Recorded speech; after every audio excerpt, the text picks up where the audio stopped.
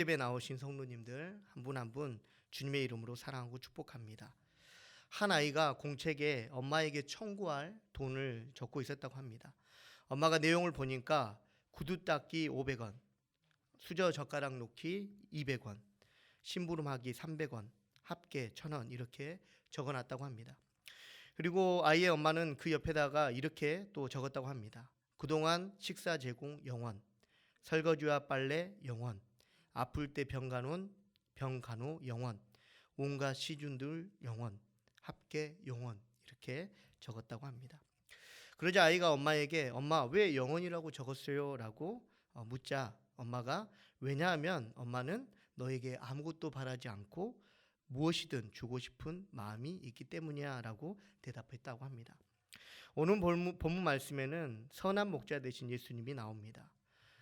아이의 엄마처럼 예수님 또한 우리를 조건 없이 사랑해 주시고 또 우리의 모든 필요를 채워 주셨습니다. 오늘 말씀을 통해 선한 목자 되신 예수님에 대해서 분명히 알고 주신 은혜에 감사하는 복된 성도 되기를 소망합니다. 그렇다면 왜 예수님께서는 선한 목자라고 성경은 말씀하고 계실까요? 첫째는요, 예수님이 선한 목자이신 이유는 섬기는 분이기 때문이라고 우리에게 말씀하고 계십니다. 11절 말씀 한번 같이 읽겠습니다. 나는 선한 목자라. 선한 목자는 양들을 위하여 목숨을 버리거니와. 아멘. 말씀에서 선한은 도덕적으로 칭찬할 만한 또 모든 면에서 흠잡을 것이 없는 등으로 쓰여집니다. 선한 목자는 양을 인도하고 또 다스리고 잘 보호하고 잘 양육해야 합니다. 이처럼 섬김에는요, 희생과 헌신이 따른다는 것입니다. 이러한 직무 속에서 목자가 선한 목자인지 아닌지를 아는 순간은요, 양들이 강도나 이리와 같은 대상에게 위협을 당할 때 어떻게 그 목자가 대처하는지를 보면 알 수 있습니다. 말씀에서 선한 목자와 비교가 되는 대상이 바로 삭군 목자입니다. 삭군 목자는 말 그대로 돈을 받고 양을 돌보는 목자를 뜻하고 있습니다. 당시 이스라엘 사람들은요, 대규모의 양을 쳤는데 마을 사람들끼리 돈을 모아가지고 목자 일을 할 사람을 고용했습니다. 그리고 이러한 목자는 한 가지 계약을 맺게 됐는데 이 계약이 어떠한 계약이냐면 한 마리 이상의 이리가 공격해 올 때, 양들을 공격해 올 때 양떼를 버리고 도망쳐도 배상을 비롯한 어떠한 책임이 목자에게 없다라는 계약입니다. 결국 삭군 목자는요, 정말 양이 필요한 그 순간에 도움이 되지 못하는 목자인 것입니다. 하지만 선한 목자는 이러한 위기의 순간에 더욱더 빛을 발하여 양이 가장 필요한 순간에 양 곁에서 양을 지키고 보호합니다. 그리고 이러한 선한 목자가 바로 예수님이라고 성경은 우리에게 말씀하고 계십니다. 일반적으로 우리가 선택의 순간이 올 때 몇 가지를 점검하게 되는데요, 무엇보다 어떤 것이 더 가치 있는지를 우리가 생각해 보게 됩니다. 양의 목숨과 사람의 목숨을 비교하면 당연히 양의 목숨보다 사람의 목숨이 중요합니다. 이런 의미에서 본다면 삭군 목자들의 계약 조건은요, 굉장히 타당성이 있는 조건입니다. 하지만 사람과 사람을 놓고 어떤 목숨이 귀하냐고 생각해 볼 때 우리가 마음으로는 동등하다고 여기지만 이성으로는 사회적으로 더 뛰어나거나 더 가치 있는 사람이 누구인지를 보고 더 뛰어나거나 가치 있는 그 사람이 그렇지 않는 사람보다 더 목숨이 귀하다라고 우리가 여기게 됩니다. 하지만 오늘 선한 목자 되신 예수님은요, 양과 같은 하나님의 자녀들을 위해 기꺼이 희생하신다고 말씀하시고 실제로 세상의 모든 죄를 사하시기 위해서 대신 십자가에 달려 죽으셨습니다. 오늘 말씀에 적용해 보면요, 예수님이 선한 목자라고 하신 계기가 되는 사건이 바로 요한복음 9장 앞장에 나옵니다. 날 때부터 보지 못하는 맹인을 예수님은 침과 진흙으로 치료하셨고 이후 맹인이 예수님의 말씀대로 실로암 못에 가서 씻자 눈이 밝아졌습니다. 이를 알게 된 이웃 사람들이요, 눈을 뜬 이 맹인을 바리새인들에게 데리고 갔고 안식일에 맹인을 낫게 한 예수님을 바리새인들은 못마땅하게 여겼습니다. 예수님께서 이러한 바리새인들의 마음을 모르셨을까요? 아니요. 예수님께서는 이러한 마음, 이러한 반응을 예수님께서는 분명히 아셨습니다. 이러한 곤란한 상황을 겪게 되셨음을 아셨음에도 맹인을 치료하시는 것을 예수님은 망설이지 않으셨음을 우리는 알 수 있습니다. 우리 마가복음 10장 45절 말씀 함께 읽겠습니다. 인자가 온 것은 섬김을 받으려 함이 아니요 도리어 섬기려 하고 자기 목숨을 많은 사람의 대속물로 주려 함이니라. 아멘. 이 말씀은요, 제자들 사이에서 크고자 하는 것에 대한 다툼이 일어나자 예수님께서 제자들에게 하신 말씀입니다. 크고자 하는 것은요, 제자들만 원하는 것이 아니라 오늘 본문에 나온, 그러니까 앞장 요한복음 9장에 나온 바리새인들도 마찬가지였습니다. 그래서 바리새인들에게는요, 맹인이 보이지 않습니다. 맹인은요, 스스로 크고자 함에 있어서 아무런 도움이 되지 않는 사람이기 때문에 그렇습니다. 하지만 예수님은 섬기러 오셨기 때문에 오히려 그 맹인이 보였다라는 것입니다. 그리고 치료하여 주셨습니다. 크고자 하는 사람과는 다르게요, 섬기고자 하는 사람에게는요, 맹인이 필요 없는 사람이 아니라 반드시 필요한 사람이기 때문에 그렇습니다. 그리고 예수님의 섬김의 절정은요, 맹인과 같은 그러한 연약한 죄인의 죄를 대속하시기 위해 십자가에 달려 죽으셨다라는 것입니다. 조지 애틀리라는 영국의 젊은 선교사가 중앙아프리카로 선교 사역을 가게 되었다고 합니다. 어느 날 지역 탐사를 하다가 다른 부족 원주민들에게 습격을 받게 되었다고 하는데요. 그 사람에게는 총이 있었다고 합니다. 그런데 순간 이 선교사가 생각하기를 자신이 총을 꺼내들어서 총을 쏘는 순간에 선교와 헌신이 물거품 된다는 것을 알고 그 총을 가만히 자신의 옆에 놓고 자신의 죽음을 선택했다고 합니다. 바리새인들에게 있어서 맹인은요, 대신해서 죽는다는 것은 있을 수 없는 일입니다. 이것이 사꾼 목자의 일반적인 생각입니다. 크고자 하는 사람들은요, 절대 가치 없는 사람들을 위해서 대신 죽어주지 않습니다. 사꾼 목자는요, 양들을 위해 대신 그래서 죽을 수가 없다라는 것입니다.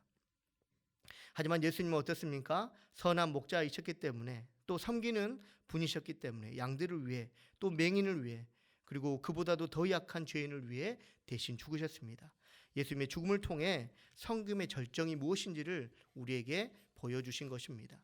내가 지금 무엇에 관심이 있는지를 보면요, 내가 지금 크고자 하는 자인지 아니면 섬기려 하는 자인지를 알 수 있습니다. 다윗이 목동되었을 때 크고자 하는 자가 아니라 섬기는 자였기 때문에 눈에 보이는 그 양들을 자신의 목숨과도 바꾸면서 그렇게 잘 양육하였습니다. 그리고 그 결과로 하나님께서는요, 그 다윗을 택하셨음을 우리는 말씀을 통해 알 수 있습니다. 테레사 수녀에게 어떤 사람이 이런 질문을 했다고 합니다. 수녀님, 당신은 잘 사는 사람, 평안하게 사는 사람, 그리고 높은 자리에서 삶을 살아가는 그런 사람들을 바라볼 때 시기심이 안 생기십니까? 이러한 당신의 삶에 만족하십니까? 라고 했을 때 테레사 수녀는 이렇게 고백했다고 합니다. 허리를 굽히고 섬기는 사람에게는 위를 쳐다볼 수 있는 시간이 없으니까요. 그래서 나는 이 삶에 만족합니다. 라고 했다고 합니다. 크고자 하는 것을 억제한다고 해서요, 우리가 크고자 하는 것을 이기는 것이 아닙니다. 크고자 하는 것을 억제하기 위해서는요, 섬기려고 할 때 저절로 이 크고자 하는 마음이 사라질 줄로 믿습니다. 사랑하는 성도님들, 예수님은 선한 목자로 또 섬기는 분으로 우리 이 땅에 오셨습니다. 그리고 예수님의 이러한 섬김을 우리 모두 받았습니다. 예수님께서는 제자들의 발을 씻기시고 이같이 한 것은 너희도 서로 발을 씻어주라는 의미로 본을 보였다고 우리에게 성경에 분명히 말씀하고 계십니다. 누군가의 발을 씻어주는 일은요, 섬기는 자의 일입니다. 우리 모두가 예수님처럼 남을 위해 목숨을 버리는 섬김의 절정에 도달할 수는 없다고 할지라도 대신에 내 옆에 있는 누군가를 우리는 섬길 수 있습니다. 오늘 선한 목자 되신 예수님을 본받아 크고자 하는 길이 아닌 섬김의 길로 나아가는 복된 성도님들 되시기 바랍니다. 둘째로 예수님이 선한 목자이신 이유는요, 친밀하신 분이기 때문에 그렇습니다. 우리 14절과 15절 말씀 한번 같이 읽겠습니다. 나는 선한 목자라. 나는 내 양을 알고 양도 나를 아는 것이 아버지께서 나를 아시고 내가 아버지를 아는 것 같으니 나는 양을 위하여 목숨을 버리노라. 아멘. 오늘날 개나 고양이를 동물로만 여기지 않는 사람들이 많습니다. 그래서 개를 반려견, 그리고 고양이를 반려모라고 합니다. 당시 이스라엘 사람들에게도요, 양은 단순히 동물을 넘어서서 가족처럼 여겨졌습니다. 그래서 목자는 양의 이름과 특성 그리고 상태까지 잘 알고 있었습니다. 마찬가지로 양도 가족처럼 대하는 목자를 신뢰하고 잘 따랐습니다. 이러한 의미로 예수님은 목자와 양의 밀접한 관계가 곧 하나님 예수님과 성도와의 관계고, 더 나아가서 하나님 아버지와 예수님의 관계와 같다고 성경을 통해 우리에게 말씀하고 계십니다. 모든 목자가 양과 이런 관계를 맺는 것이 아니라 오직 선한 목자만이 양과 이러한 관계를 맺습니다. 말씀에서 안다라는 것은요, 관찰과 경험에 의해서 그 본질 자체를 아는 것을 의미합니다. 그리고 이 아는 의미는요, 선한 목자와 또 삭군 목자에게 다르게 적용됨을 우리는 알 수 있습니다. 마찬가지로 선한 목자 되신 이 예수님과 삭군 목자 되는 이 바리새인에게 각각 다르게 적용됨을 우리는 봅니다. 먼저 예수님과 바리새인들은요, 공통적으로 고침을 받은 사람이 날 때부터 맹인이었다는 사실을 알았습니다. 말 그대로 아는 것에는 동일합니다. 하지만 그저 한 명의 맹인으로만 바라보았던 바리새인들은요, 맹인으로 사는 사람의 아픔에 대해, 그리고 그 사람이 소망하는 것에 대해서는 전혀 관심이 없었습니다. 하지만 바리새인과 달리요, 예수님은 맹인을 아시는, 진정으로 아시는 분이기 때문에 그 사람의 필요를 채워주셨습니다. 맹인으로서 가장 원하는 것, 보게 하는 그 은혜를 하나님께서는 베풀어 주셨다는 것입니다. 이는 바리새인들에게 없던 친밀함이 예수님에게는 있다라는 것을 성경이 증명해 주고 있는 것입니다. 그리고 이러한 친밀함은 양이 위기에 놓이게 될 때 양을 위해 목숨을 버릴 수 있을 만큼의 친밀함이라고 우리에게 말씀하고 계십니다. 양들에게 있어서 가장 큰 위기는 강도와 이리와 같은 자신에게 해를 가하는 것이라고 한다면, 사람에게 있어서 가장 위기는 죄로 인한 사망일로 믿습니다. 유전자 검사 중에 DTS라는 것이 있습니다. 이 검사는요, 이 검사의 가장 큰 특징은 현재 질병을 알게 할 뿐만 아니라 미래의 질병까지 예측할 수 있다는 것입니다. 실제로 안젤리나 졸리라는 이 헐리우드 배우가요, 이 검사를 통해서 자신이 유전학적으로 유방암에 걸릴 확률이 87%나 된다는 사실을 발견했습니다. 그리고 결심하기를 아직 유방암에 걸리지 않았음에도 자신은 언젠가 유방암에 걸릴 확률이 높기 때문에 걸리지 않은 그 상태에서 치료를 받았고, 그 치료를 받음으로 인하여서 암 발병 확률이 5%가 줄었다고 합니다.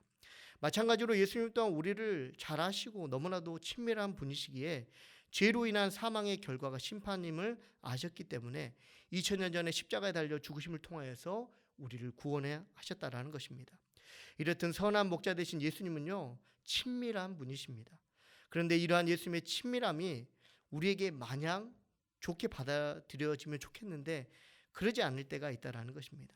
그것은요, 바로 우리가 죄 가운데 머물 때, 뭔가 예수님 앞에 나아가기에 거꾸로운 마음이 있을 때 그러한다라는 것입니다. 창세기 3장을 보면요, 뱀의 유혹에 넘어가 선악과를 먹은 아담과 하와가 하나님의 그 소리를 듣자 이전과는 다르게 동산나무에 숨었습니다. 하나님은 동일하게 아담과 하와에게 친밀함으로 다가갔는데 아담은 죄로 인해서 하나님과의 그 친밀함을 잃어버렸다는 것입니다. 창세기 2장을 보면요, 하나님의 은혜로 아담이 가축과 새의 이름을 짓는 것을 봅니다.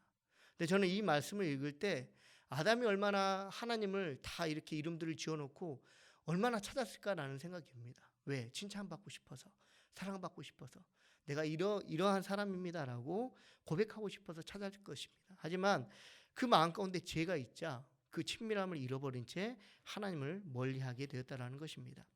우리 히브리서 13장 8절 말씀 한번 같이 읽겠습니다.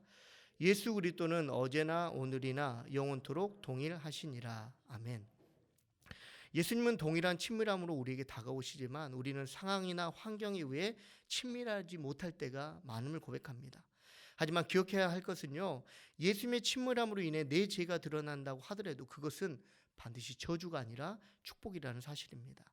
만약 맹인이 잘못된 생각으로 나는 저주를 받아서 앞을 못 보니까 예수님 앞에 나아가지 못할 거야 라고 만약에 도망갔다면 결코 예수님 앞에 치료를 받을 수 있는 은혜를 얻지 못했을 것입니다. 또한 죄인인 우리가 죄로 인해 하나님과의 친밀함을 잃어버리고 예수님 앞에 그 죄 때문에 나아가지 못한다면 예수님의 그 보혈의 피로 깨끗함을 받지 못하는 것입니다. 우리는 때때로 잘못된 생각과 오해로 인하여서요, 그리고 교만으로 인하여서 이처럼 예수님과의 친밀함을 잃어버릴 때가 있습니다. 로버트 멍어라는 이 신학 교수가 쓴 내 마음 그리스도의 집이라는 책이 있습니다. 사람의 내면을 집의 각 공간인 서재, 주방, 거실, 작업실, 오락실, 침실, 벽장으로 나누어서요, 예수님과 함께 각 공간을 둘러보는 곳을 묘사해 놓은 책입니다. 흥미로운 것은요, 다른 공간은 이 주인공이 막 자랑스럽게 예수님을 데리고 가는데, 유독 이 오락실과 벽장 공간에서는 오히려 예수님께 들어가지 말라고 합니다.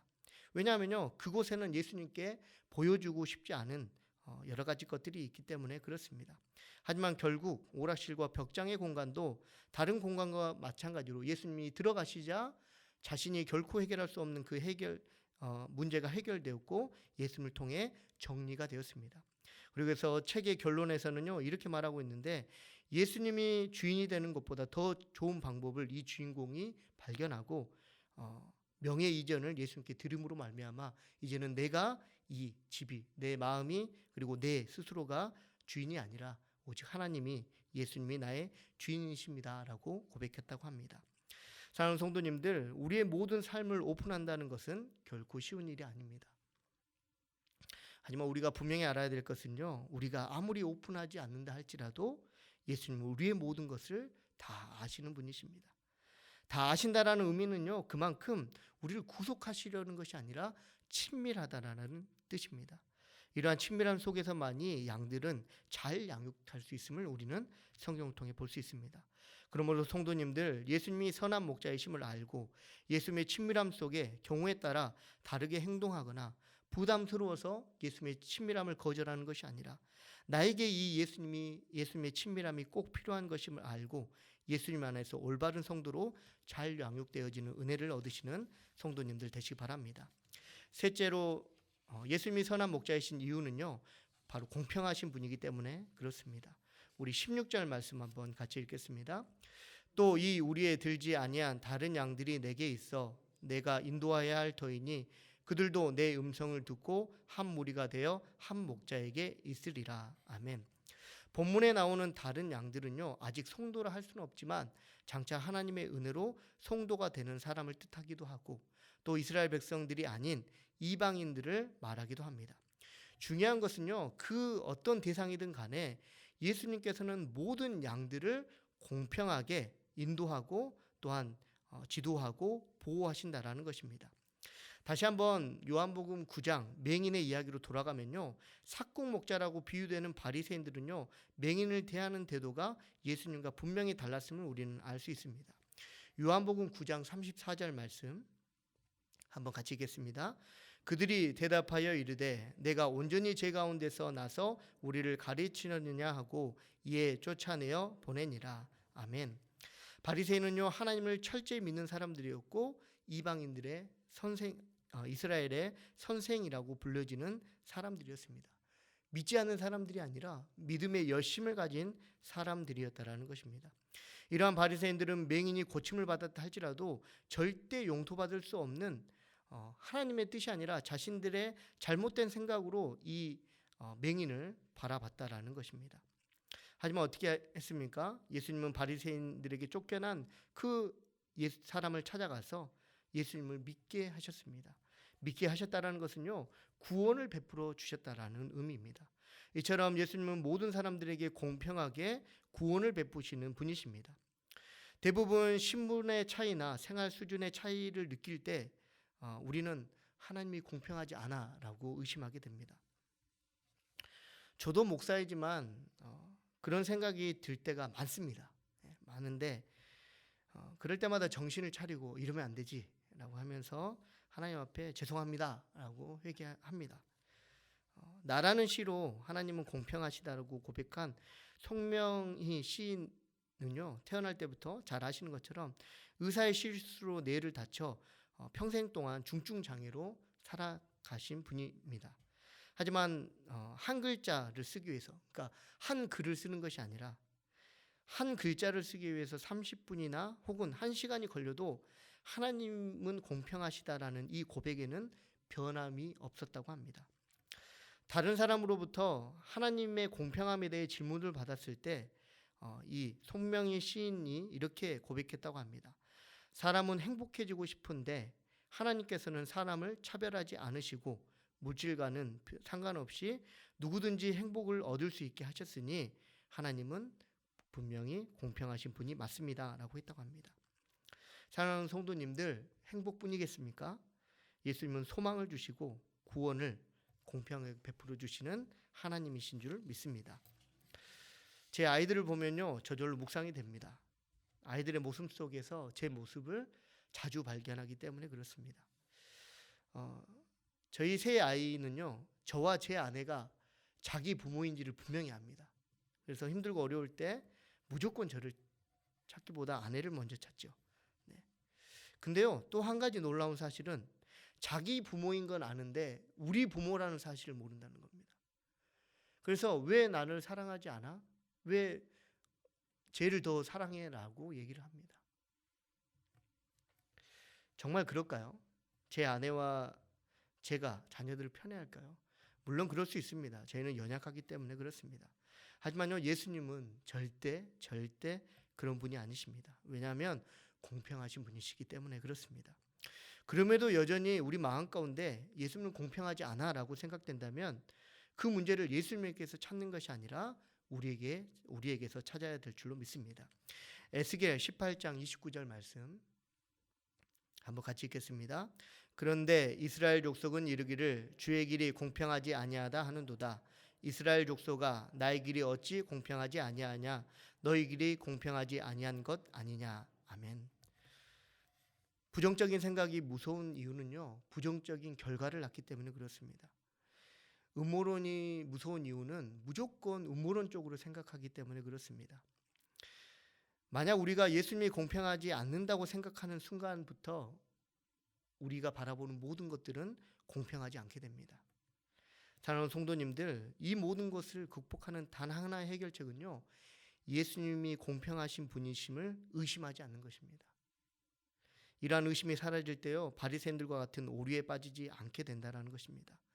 그리고 우리가 사람을 대할 때 높고 낮음으로 또 많고 적음으로 대하는 것이 아니라 또한 차별하지 않게 된다는 것입니다. 우리가 애써서 성품을 가지고 좋은 성품을 가지고 사람들에게 차별하려고 아무리 애를 써도 우리는 차별하게 되어 있습니다. 하지만 하나님이 공평하십니다라고 고백하는 순간에 우리의 상황이 어떠하든지 그 사람, 내가 보는 그 사람이 공평하게 보인다는 것입니다. 예수님이 공평하시다는 것을 믿고 다른 사람들에게 받는 은혜를 나누어 살아가시는 복된 성도님들 되시기 바랍니다. 말씀 마치도록 하겠습니다.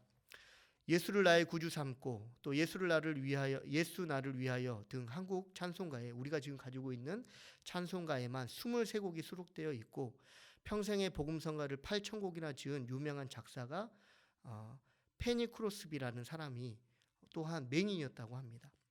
어떤 사람이 하나님께서 당신에게 이러한 훌륭한 재능을 주셨는데 왜 시력을 안 주시는지 모르겠습니다라고 그렇게 얘기를 하자 이 크로스비라는 이 사람이 어떻게 고백했냐면 만약 내가 다시 태어난다면 나는 다시 한번 장님으로 태어나기를 구할 것입니다 하면서 그 이유에 대해서 제가 천국에 들어가서 처음으로 눈을 들어 보게 될 분이 예수님이 될 것이기 때문입니다 라고 했다고 합니다. 사랑하는 성도님들, 우리는 대부분 맹인이 아니기 때문에 이 크로스비와 같은 경험을 할 수 없습니다. 하지만 적어도요, 우리는 아침에 눈을 떠서 가장 먼저 선한 목자이신 예수님을 떠올릴 수는 있습니다. 그리고 예수님이 선한 목자로서 양과 같이 우리를 섬기시고 친밀히 여기시며 공평하심에 대해서 우리가 묵상할 수가 있습니다. 그러면 세상의 기준이 아닌 예수님의 양육을 통해 하나님이 기뻐하시는 삶을 살게 된 줄로 믿습니다. 이러한 은혜를 얻는 복된 성도님들 되시기 바랍니다. 기도하겠습니다.